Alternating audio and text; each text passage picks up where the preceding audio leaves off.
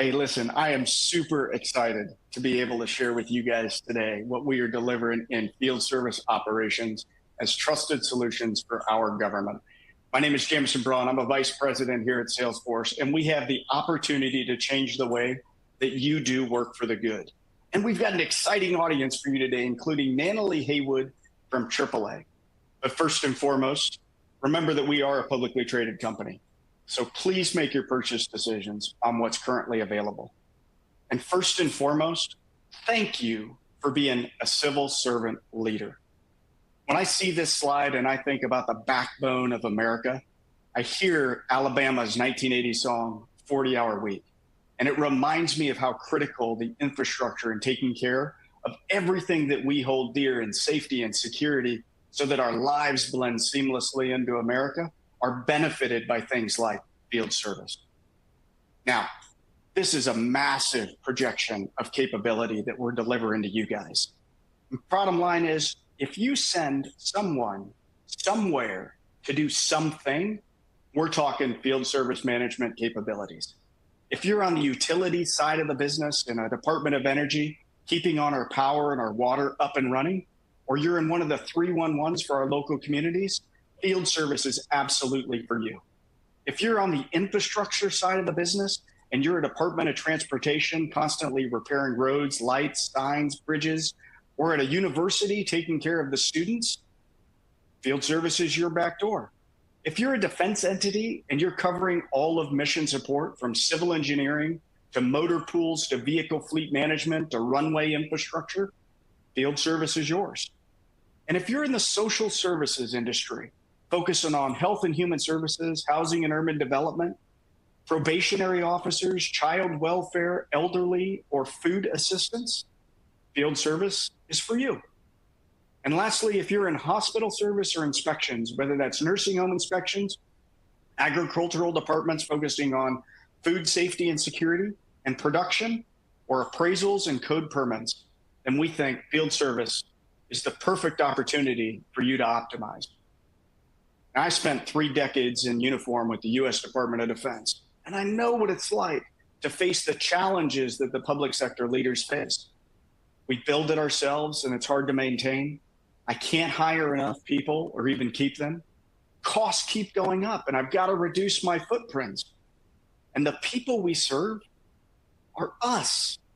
And we expect better with our rising expectations. We want to blend seamlessly the way that we live our personal lives with the way that we conduct our professional lives. And there is a better way. But there was this overlying fifth thing that held us up. And it was the compliance to operate with all my other systems. It was a limiting factor for me to be able to embrace things like the cloud or mobile infrastructure capabilities. Right up until now. We announced last week at DC World Tour that our field service is now available at FedRAMP High and IL5 authorized in the government cloud. And we are so excited to invite our Director of Product Management, Tushar, to talk about the core pillars and already realized benefits of this release. Tushar? All right, thank you, Jameson. I just want to double check, can everyone hear me okay? A thumbs up from anyone? All right, great. Well, thanks again, Jameson. Now that we heard your excitement loud and clear, I certainly share your enthusiasm at the launch of Field Service on Government Cloud. It was a long time in making, so I'm so proud now that Field Service is fully authorized for FedRAMP High and Impact Level 5 DoD customers. Now, Einstein 1 Field Service is the most complete end-to-end solution built on the Einstein 1 platform. It's centered around humans. These are the people that are out on the field serving your customers on a day-to-day basis. We are equipped with all the technology you need to provide a seamless experience to your customers. And it's evident in the data that shows a 32% increase in mobile worker productivity when they use our product. Just think about it. That means 1/3 more jobs your technicians can do in a day, translating to huge cost savings.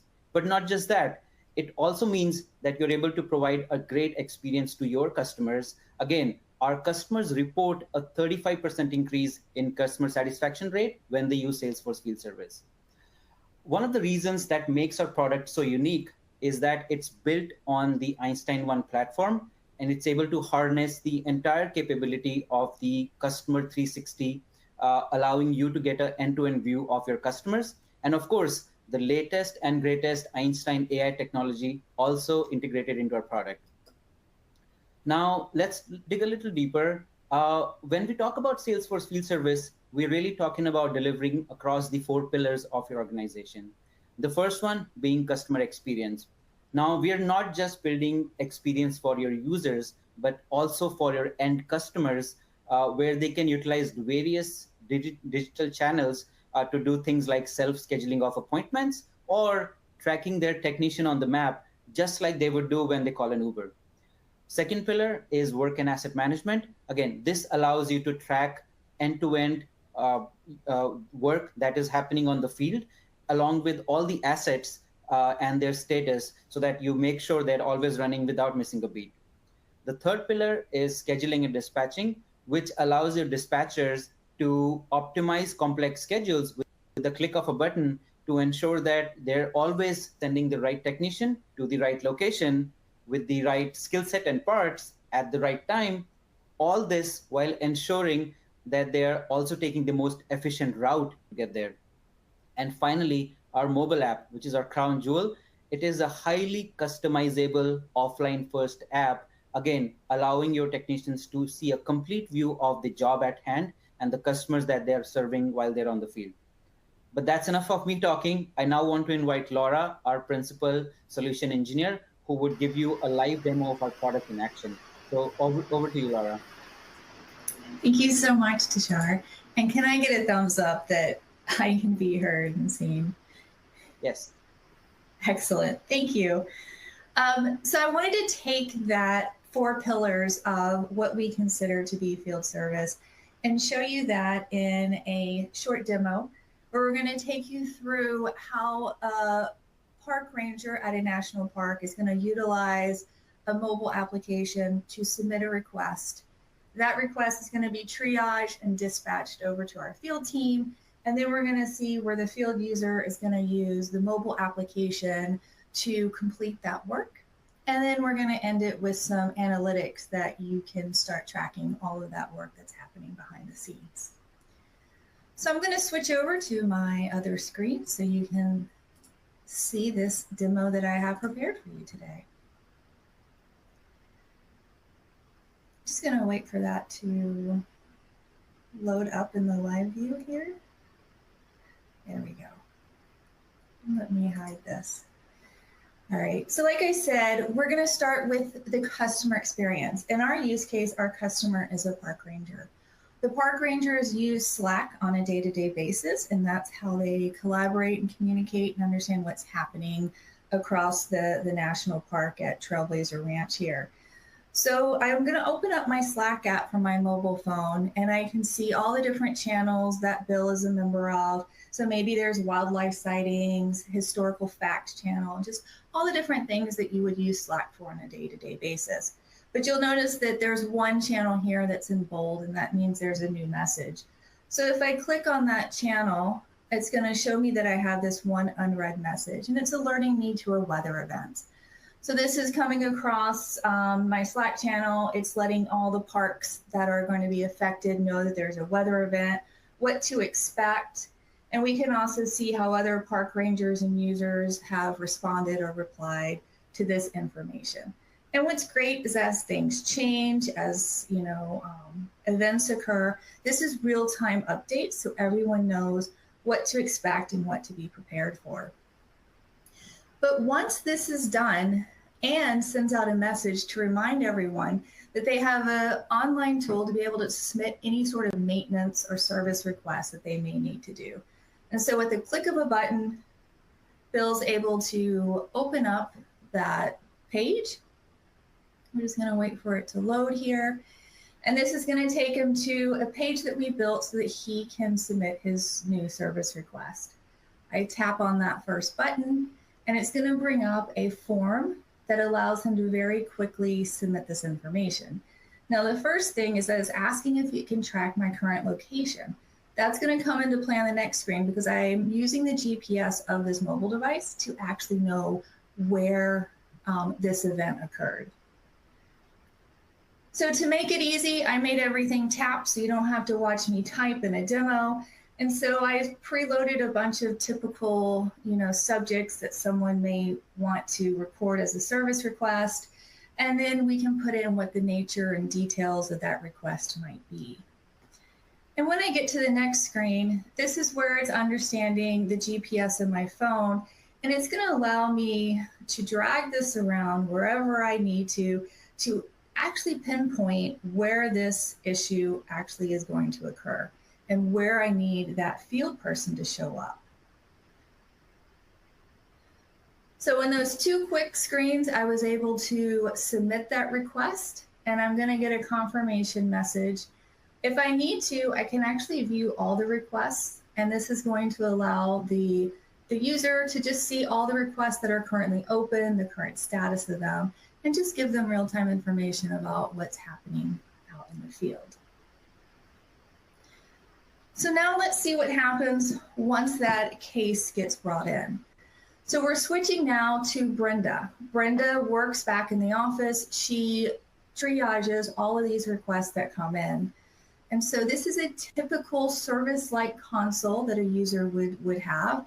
It shows Brenda some of the key information about how she manages her day, the things that she's working on. But where I want to highlight your eyes are over here with all the new work requests that are coming in.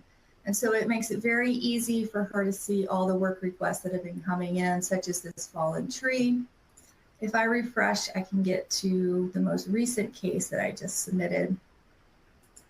And I'm going to open up that most recent one, 1792. So Brenda's able to see kind of the details of what's happening. She's going to go ahead and change the status to working. This is going to let all the other workers know that she's working this, and she's going to do the triage.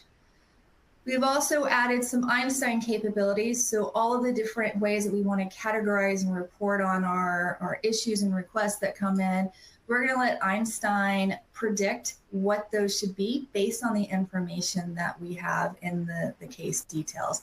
And so it's letting me know that this is the best type and subtype for this case, and she can confirm that she agrees with that. She can also see all of the additional cases that are currently open at Trailblazer Ranch. And while this is great to be able to see what else is happening, it might be easier if she looked at all of these on a map view. So she's going to come and open up the map tab, and it's going to show her all the cases that have been logged at this account. She can click to see the one that she's currently working. And if we zoom in, we can see all the other cases that have been logged. And this helps her identify, are there any duplicates? Has someone else already reported this? Different things like that. So once she's done with all of her triage work, we've made it super easy for her to create that work order. And this is going to be what sends the information over to our dispatcher. So she just confirms all the information that we've collected. And in the next screen, it's going to generate that record in Salesforce.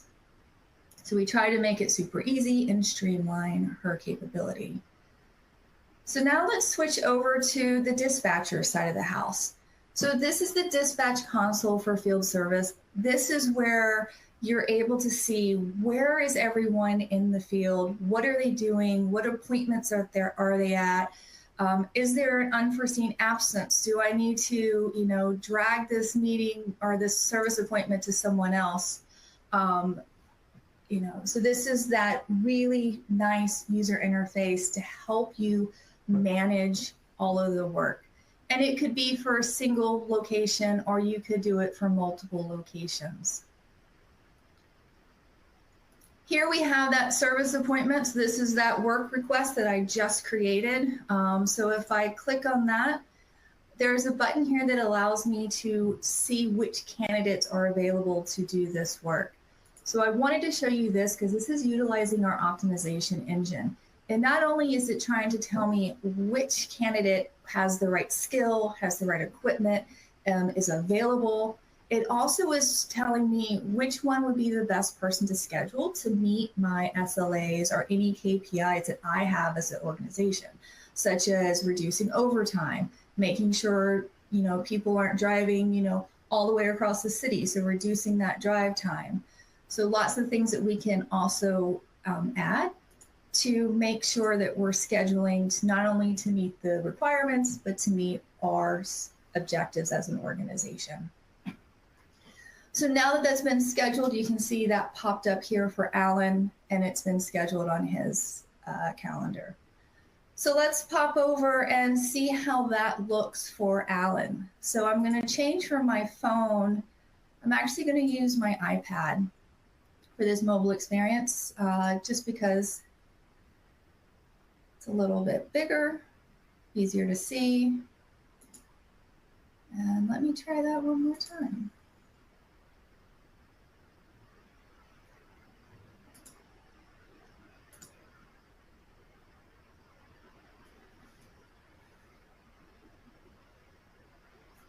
Oh no, I promise you this was working. There we go. All right, just takes a minute for it to switch over, but we got it now. So here I am, I'm on my iPad. You'll notice that right in the middle, there is this red field service app installed on my iPad. This is where our field service technicians spend most of their days in this application. So as soon as I open up the app, I can see my appointments for the day. So I see that I have that appointment in the morning, and then I have that fallen tree in the afternoon. I can also see on the map where these items are. If I tap on this first appointment, it's going to show me where it's going to be. It's going to give me driving directions. So it's going to use either my Apple or my Google or Waze to get me there. If I needed to contact the person I'm meeting with and say, hey, I'm running late, I'm on my way, we have the ability to reach out and contact those people right from within the mobile device. And once Alan shows up to start the work, we actually have built these work plans, which allow us to organize and define what are the steps that need to be done to complete the work. And so here we can see that, he's already gone through some of the work that he needs to do, such as this document plan. When he's going through this document plan to complete this task, we actually have a form that he needs to fill out. This is, the information that we need to collect.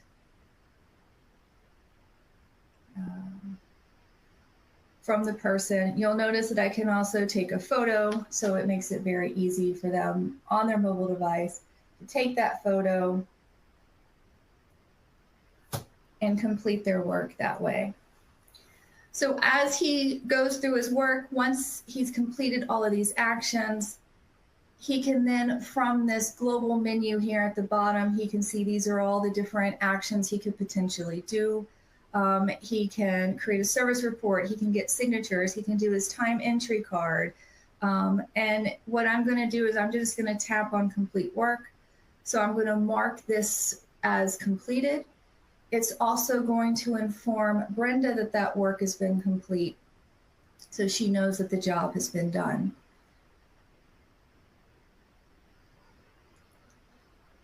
So you'll notice that when I switched over to Brenda, that appointment moved from yellow to green. That is how I know the work went from scheduled to completed back in the office.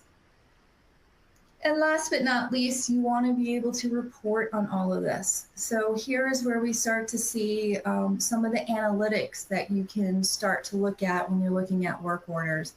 So I can look at all the work orders, who's been requesting them. I can look at work order by priority, and these are very interactive, so I can drill down and focus on maybe just those critical cases. I can also create dashboards to look at the technical performance. Let me change my time frame. I can see who has the most work, how they're performing, are they, completing the work that they get assigned. I can drill down to a specific resource such as Alan Reed and apply that to filter this down to see exactly what he's working and how he's performing. And of course, we can also take a look at what is the backlog.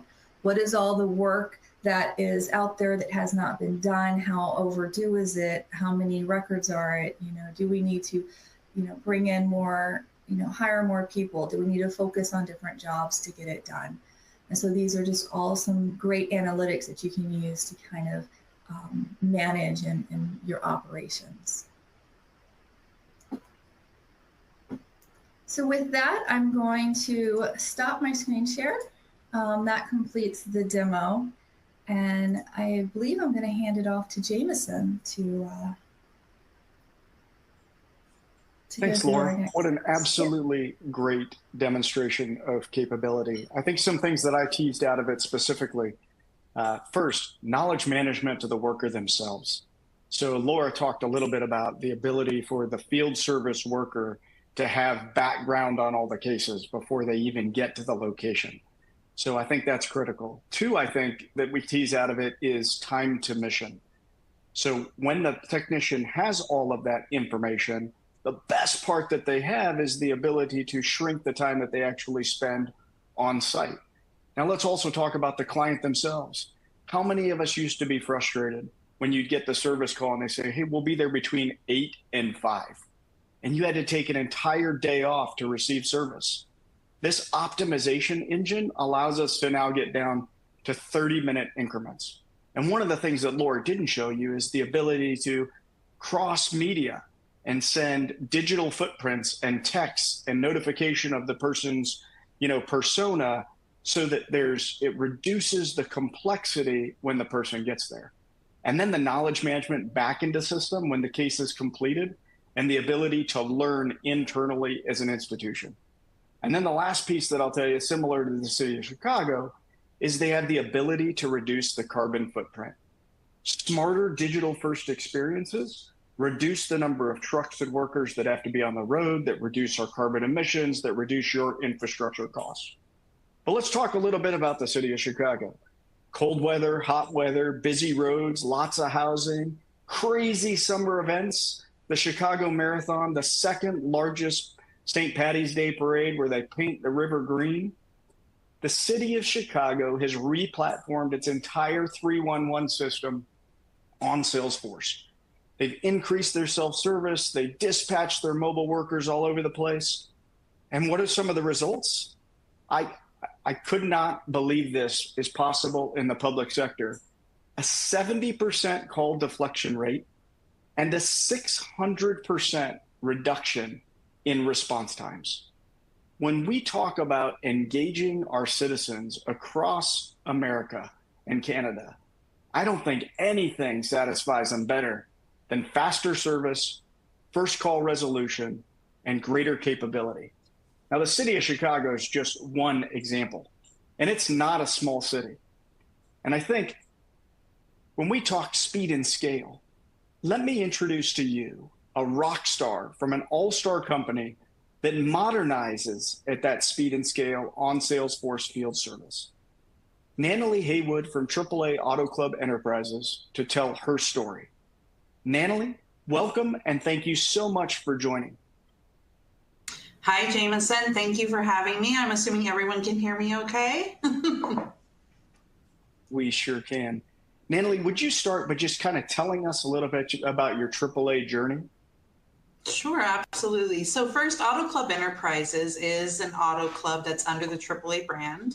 Most people don't realize that AAA is an umbrella organization that is a conglomeration of a lot of different auto clubs underneath. And Auto Club Enterprises is the largest of that group. So we have over 17 million members. We provide roadside assistance to those members in 21 different states, and that generates about 10.5 million requests for our technicians on an annual basis. And all of those requests today are going through service. 10 million roadside assists a year. Man, that's a lot. Can you talk to us a little bit about kind of the human touch points between what you've experienced at AAA and how you think that translates to the public sector? Oh, absolutely. You know, it's so funny. I think there are a lot of parallels between AAA and the public sector. We are a very large organization. We have a lot of compliance measures. There are a lot of standards that we have to meet to carry the AAA brand. If we don't meet those, then we are at risk of losing that. We have a lot of customers. We have a very large population of customers. They have very critical needs. You can imagine that in a road service event, it's unexpected.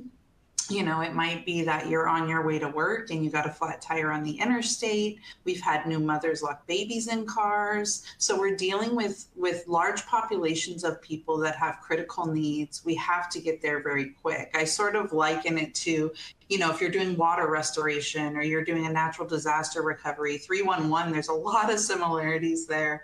You know, these conditions that we're operating in and that the public sector are operating in leave really very little room for error. So the technology has to be very reliable to make sure that we're meeting the need of our customers and our, you know, in the public sector scenario of the citizens, to make sure we're meeting their needs in a very timely manner. I love your reference to speed of mission and how critical that is to delivering the capability that you guys are looking at. But with the number of people that you have, Natalie, the journey must have been difficult. Was there a specific a catalyst to modernize? And then can you talk a little bit about the adoption, both the adoption for the client themselves, the recipient of the capability, but also institutionally, what was that adoption like?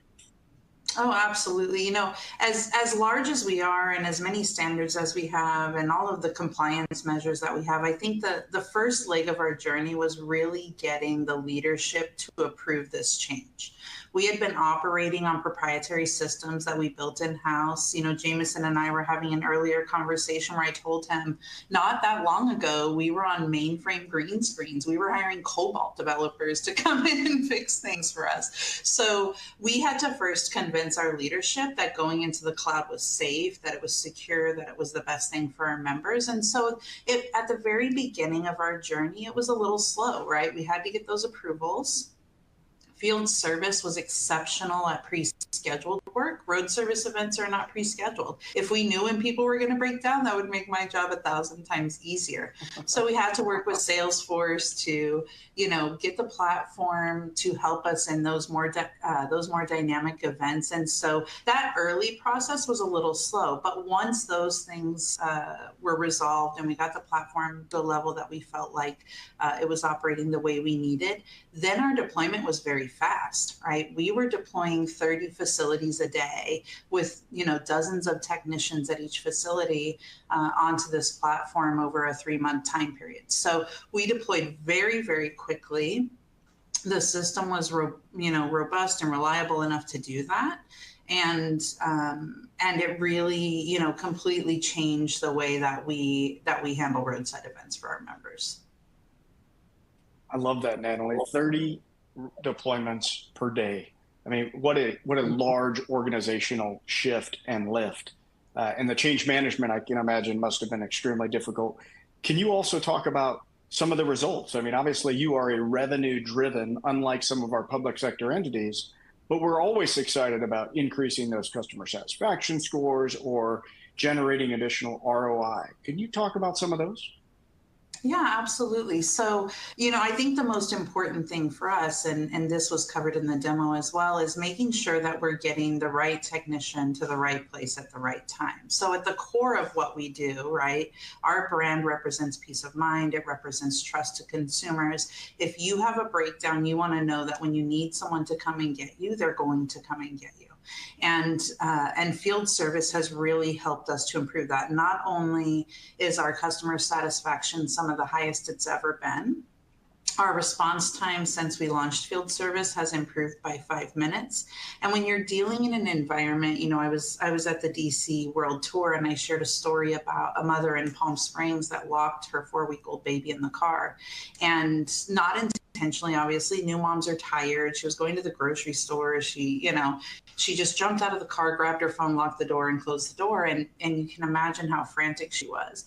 5 minutes in that circumstance in Palm Springs is life-changing, right? We're talking about the difference between life and death in some of these scenarios.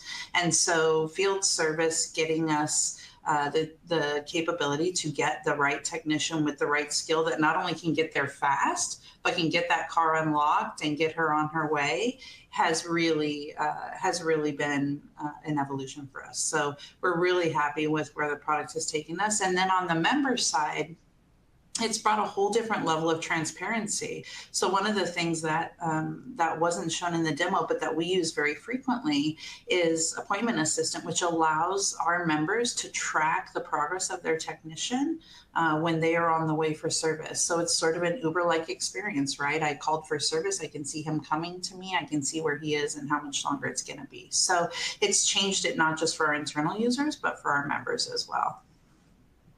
I think those are huge benefits. And one of the things that, we didn't show in the demo, but is certainly generally available immediately in the product, is the competency management of the right technician. So to where you can grab your skill sets of all your existing employees. Yeah. And when you do that schedule optimization, I think that becomes powerful. Natalie, you also talked about, and I love this, I teased out trust, transparency, and accountability. And those three words are absolutely paramount for the things that we do in the public sector. If you were to translate to the C-suite any advice over to those public sector leaders that are on this webinar, what do you think your three major, tips or tricks would be?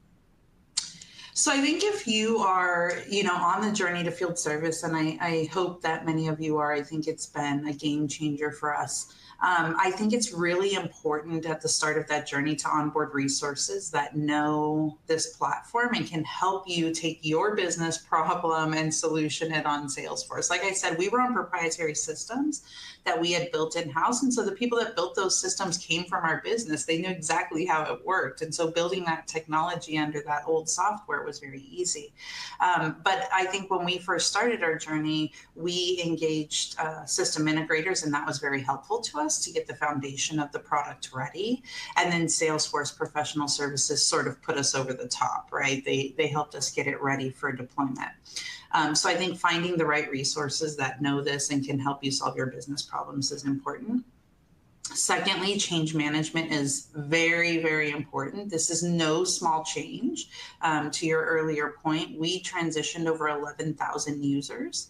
And so making sure that you've got your change management processes as tight as possible and that you are over-resourcing that would be my best advice.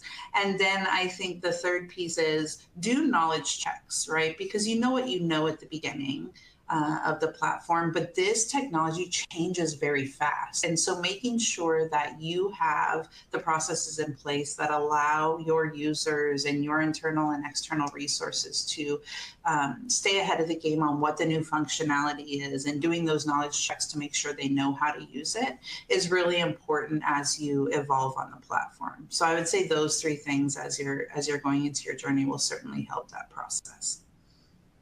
I love those tips, Natalie. And what great insights.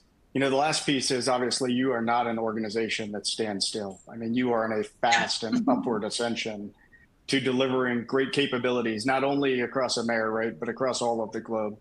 But I'm really keen as to your insights of how do you move faster, or what do you think the future looks like by leveraging the trends of artificial intelligence embedded in product, that allows you to be more predictive in your maintenance, stage people in different locations, right? It's like premature events.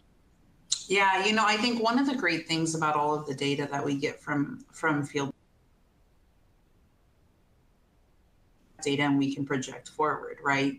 Probably our biggest challenge in a road service environment is we don't know when and where an event is going to occur, right? We have to stage our technicians in anticipation of where those things will happen.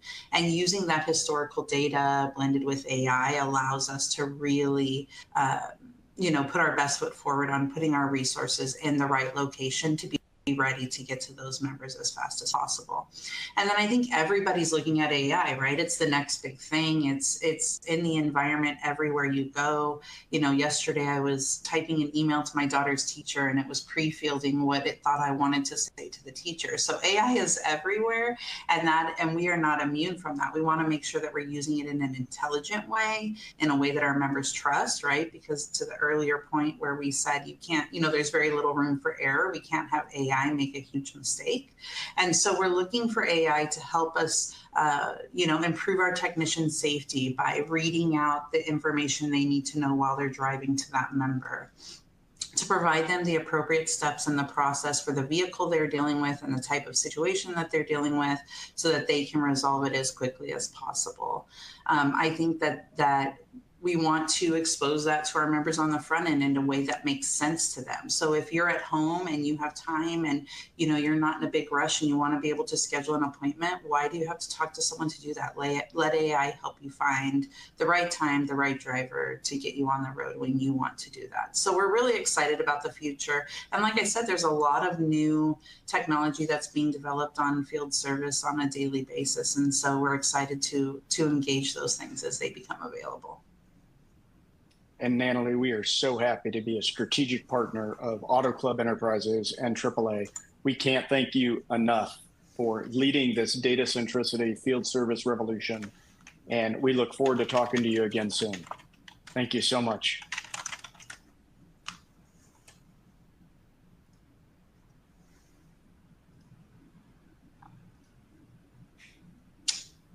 Come on. Are we good?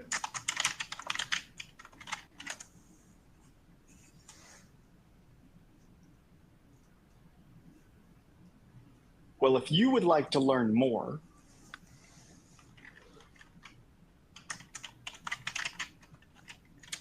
does everybody hear me again?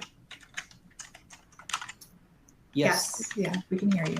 Perfect. All right.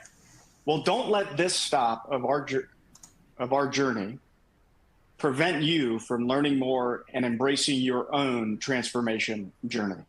We've got resources right here on the screen where you can check out guided tours, get on board with our Trailblazer community, connect with field service-like entities on the LinkedIn platform, and most importantly, reach out to your own individual account executives or reach out to me specifically.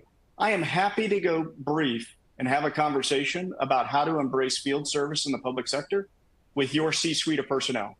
You can reach me directly at jbraun@salesforce.com. And that's a great way to connect the leaders of your organization and Salesforce on this journey together. I am so excited about what we've been able to show you guys today, and I can't thank you enough for your time, for your energy, for your commitment to excellence in being civil servants and really delivering capability for our populations. As a short reminder, we do have Q&A available. And if you've got any questions, we'll hang on for about 2 minutes to see if you've got anything that we can answer immediately. Thanks.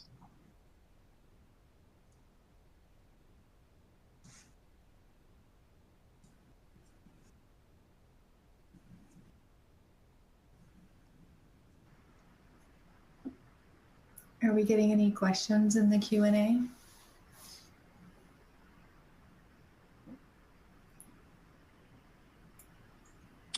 Well, hopefully we were able to answer a ton of your questions by the demonstrations by Laura Tushar and our guest, Natalie Haywood from AAA.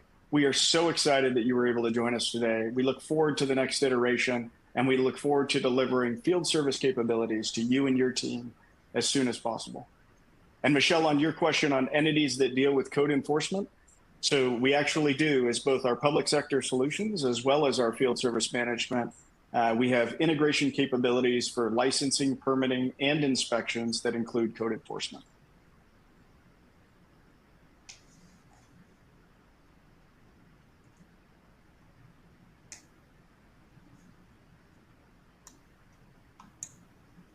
Absolutely, Michelle, we'll do that for you.